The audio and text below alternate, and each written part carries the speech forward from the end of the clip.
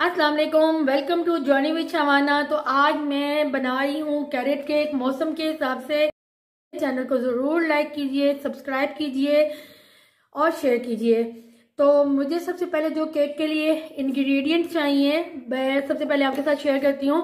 Dry ingredient में मुझे 2 cup मैदा चाहिए और इसको रेसिपी को बहुत गौर से इंग्रेडिएंट्स को नोट कर लें। 2 कप मैदा, इसके साथ मैंने 1 कप अखरोट की गिरी, इसको मोटा मोटा मैंने चॉप कर लिया, इसको पाउडर फॉर्म में नहीं होना, ठीक है। इसके साथ मैंने 1 टीस्पून मुझे बेकिंग पाउडर चाहिए होगा, ठीक है। और इसके साथ मुझे 1 कप शुगर, ग्रेनुलेटेड शुगर हो जाए, इसमें कोई हर्ज नहीं है। आइसिंग शुगर नहीं चाहिए, अगर है तो ठीक है, नहीं तो कोई इशू नहीं है। और 1/4 कप मुझे ब्राउन शुगर चाहिए होगी। और इसके साथ मुझे अब वेट आइटम में मैं बताती हूँ 1 कप मैं मेन इंग्रेडिएंट मुझे 2 कप कैरेट्स भी चाहिए, जो मैंने इस तरह कद्दूकश कर लिए हैं, ठीक है। और इसके साथ मुझे वेट आइटम में मुझे चाहिए 1 कप ऑयल, 1/4 कप मैंने ये लिया है दूध, जो कि वार्म हो, ठंडा नहीं होना चाहिए।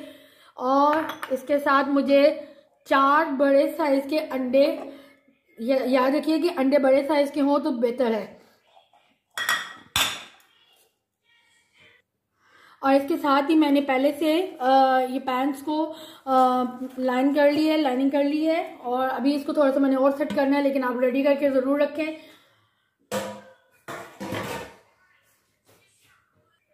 अब मैं सबसे पहले 2 कप मैदा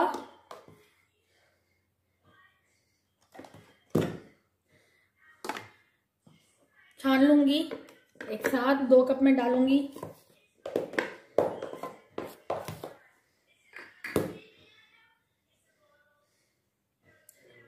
और इसके साथ ही मैं 1 टीस्पून बेकिंग पाउडर भी डाल दिया और इसको एक साथ में छान लूँगी। याद रखिए कि जब भी बेकिंग करते हैं तो किसी भी किस्म की बेकिंग में जो फ्लोर इस्तेमाल हो रहा होता है, हमारा ऑल पर्पस फ्लोर जो भी है, तो इसको ज़रूर पहले छान लें, उससे बेहतर रहता है। अब इसमें मैं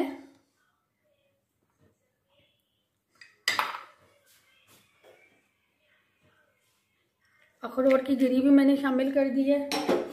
अब मैंने इसमें साथ ही गाजर भी मैंने ऐड कर दी है, 2 कप, ठीक है।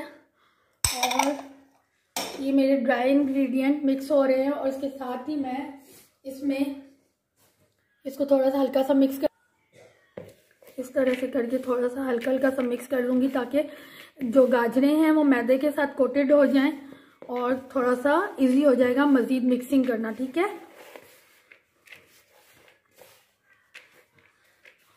ये हो गया हमारा 1 कप, इसको साइड पे मैं कर।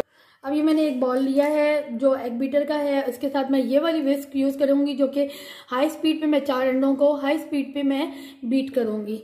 तो मैं इसलिए दिखा रही हूँ ताकि ये बहुत अच्छे तरीके से आप लोग नोट करें, और क्योंकि केक में थोड़ी सी ऊपर नीचे चीज़ें जो है ना वो प्रॉब्लम बन जाती हैं और केक को जो है ना उसको फुलाती नहीं है। तो एग भी हमारे रूम टेम्परेचर पे होने चाहिए, फ्रिज के अंडे नहीं होने चाहिए। और 2 3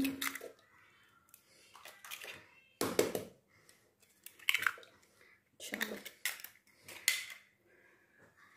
इसके साथ ही अब मैं ये हाई स्पीड पे मैं इसको बीट करूँगी।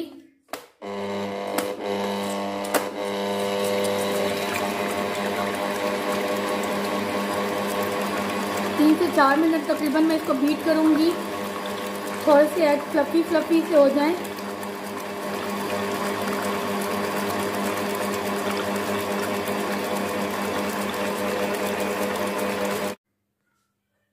इसके साथ ही मैं अब इसमें काफ़ी ये इसकी फ्लफी सा हो गया है अंडे।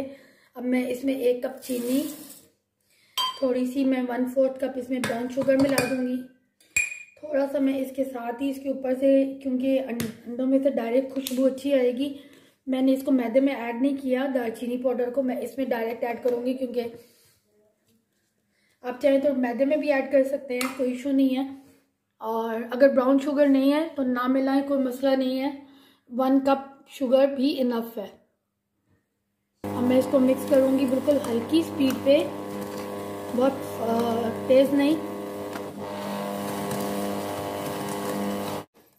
यहाँ पे मैं इसको स्टॉप लगा दूँगी। अब ये जो सारा ड्राई इंग्रेडिएंट आपको अच्छे तरीके से नज़र आ रहा है, इसमें मैं जो ये अंडों का मोड जो मिक्स होया हुआ है इसको मैं साथ डाल दूँगी। और सबसे इसमें मैं पहले से जो ये मैंने 1/4 कप मैंने दूध लिया हुआ है नीम गर्म, वो भी मैं अंडों वाले मोड में डाल दूँगी। मैंने पहले इसको मिक्स नहीं किया, मैं अब मिक्स कर रही हूँ, इसमें कोई हर्ज नहीं है। और थोड़ा सा इसको मैं मिक्स कर लूँगी इससे।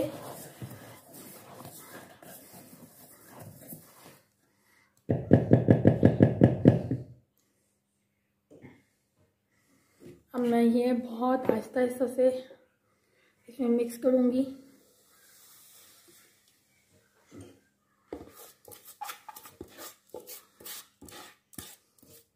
इस तरह मैं अंडों वाले मोड को मैं पूरा क्लियर कर लूँगी और इस तरह से मैं इसको मिक्सिंग शुरू करूँगी।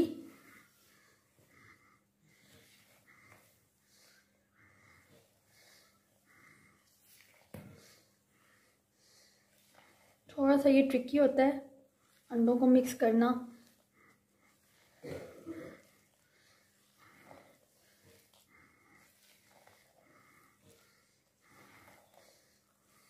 इस तरह से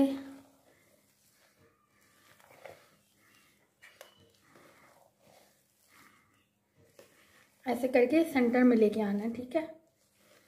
ये इस तरह कोई लंप भी हमारा बीच में नहीं रहेगा।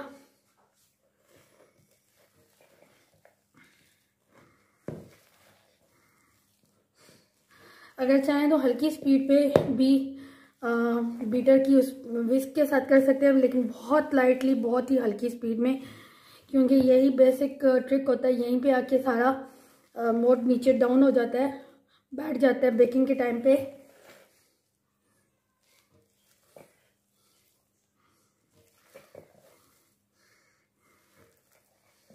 बहुत ज़्यादा नहीं करना, बस ये तकरीबन मैंने इसको डन कर लिया है। और इसके साथ ही मैंने ये इसको पैन्स को ग्रीस कर लिया। ये 2 पैन मैंने पहले से तैयार कर रखे हैं, अभी मैं आपके सामने एक में डालती हूँ ताकि आप लोग भी देख लें।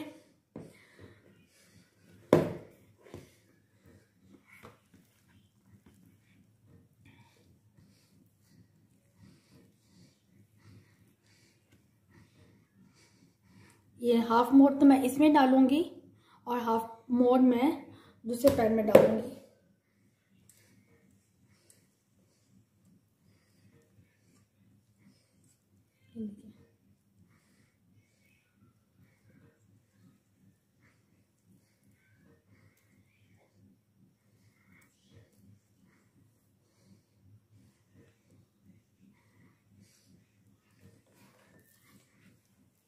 अभी गुंजाइश है तो इसको मैं थोड़ा सा और इसमें डाल सकती हूँ।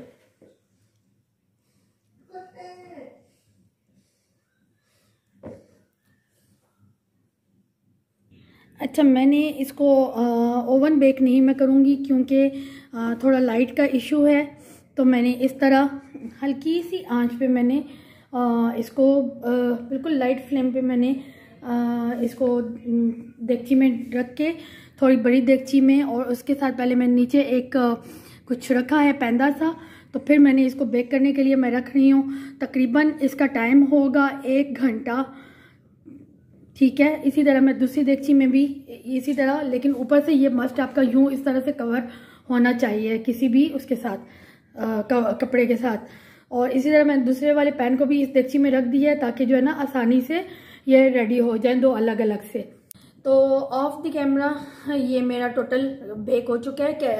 केक 2 हिस्सों में जो मैंने किया था, थोड़ा एक बहुत ज़बरदस्त सा इसकी स्पंज तैयार हो चुका है कैरेट केक का। इसी तरह ये दूसरा थोड़ा सा ये थिन रह गया, थिन मतलब इसमें मैंने मोड कम थोड़ा सा डाला था। बस इस करके, क्योंकि अभी इसकी हम लोगों ने क्रीम के साथ डेकोरेशन करनी है, इसकी सारी सेटिंग करनी है। तो वो मैं आपको दिखाती हूँ कि इसमें किस तरह से क्रीम इस्तेमाल होगी और इसको कैसे इसकी टॉपिंग की जाएगी। तो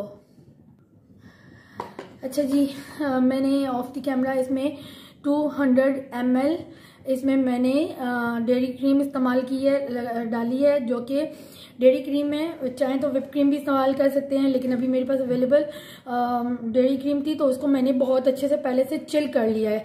बहुत अच्छी सी चिल होगी तो ये बीट बहुत अच्छी होगी। और इसके साथ ही ये इसमें 100 ml इसमें क्रीम चीज़ है, और ये मैंने तो घर की इस्तेमाल की है, घर की बनी हुई होममेड, लेकिन अगर बेहतर है कि आप चाहें तो आप बाज़ार की भी इस्तेमाल कर सकते हैं क्रीम चीज़।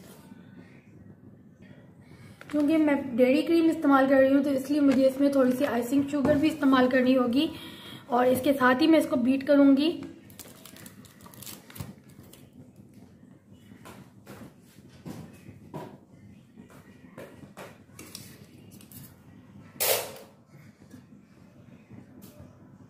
इसको मैंने अब मशीन के साथ सेट कर दिया, उसको मैं फुल हाई स्पीड पे मैं बीट करूँगी। पहले हल्का सा करूँगी क्योंकि ताकि ये आइसिंग शुगर जो है वो ना हो, मिक्स हो जाए, फिर देन मैं इसको तेज़ कर दूँगी। और अब मैं इसको फुल स्पीड पे मैं बीट करूँगी ताकि ये अच्छी सी बीट हो जाए और फिर ये हम लोग केक पे इस्तेमाल कर लें। तकरीबन 5 से 10 मिनट लगेंगे इसको फ्लफी होने में। और अब आप ये देख सकते हैं कि ये बहुत ज़बरदस्त सी बीट हो चुकी है, ये देख लें फ्लफी सी हुई है। अब ये केक पे लगाने के लिए बहुत ज़बरदस्त हो चुकी है, और बस मैं अब इसको फटाफट केक के साथ गार्निश करती हूँ, इसको टॉपिंग करूँगी, इसके साथ लगाऊंगी। तो इसकी गार्निशिंग, इसकी टॉपिंग करना शुरू करूँगी।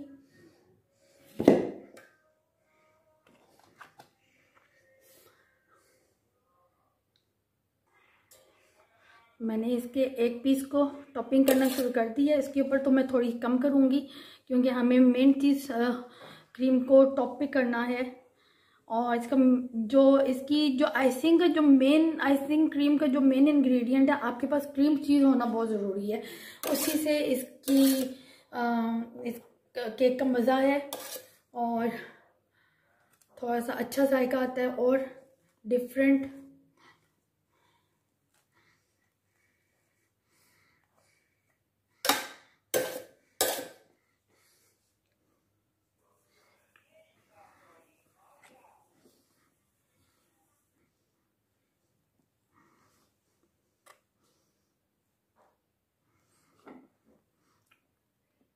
क्रीम टॉप करने के बाद तकरीबन 10 से 15 मिनट फ्रिज में रखूँगी मैं, ताकि बहुत अच्छी सी ये क्रीम सेट हो जाए, क्योंकि क्रीम भी सेट होती है अगर हम इसे तैयार करके रख दें तो। और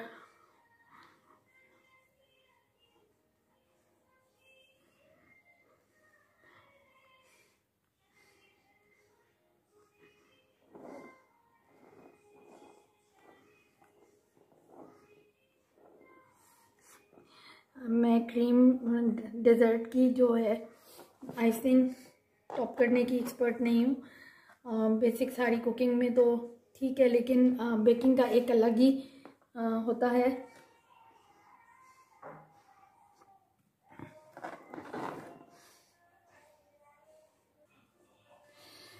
तो जी ये इसकी मैंने सारी आइसिंग कर ली है, इसकी टॉपिंग कर ली है। इसको कैरेट केक के हिसाब से मैंने कुछ कैरेट्स ये जो है कद्दूकस हुई इसके मैंने बचा के रखा हुआ था, और मैंने इनको साइड पे थोड़ा सा गार्निश कर दिया है। और उम्मीद है मेरी आज की ये रेसिपी आपको बहुत पसंद आई होगी, और मैं अभी इसको आपको स्लाइस भी करके दिखाती हूँ, और ये इंशाल्लाह आप लोग अपने घर पे ट्राई भी करेंगे, और ये बहुत ज़बरदस्त बना है। तो अगर मेरे चैनल पे आप लोग नए हैं तो मेरे चैनल को ज़रूर लाइक कीजिए। और अब ये देख सकते हैं आप केक को, बहुत खूबसूरत सा यम्मी सा स्पंज है इसका, और इसकी अंदर की सॉफ्टनेस भी नज़र आ रही है। और मैं कैमरे के करीब और करके दिखाती हूँ।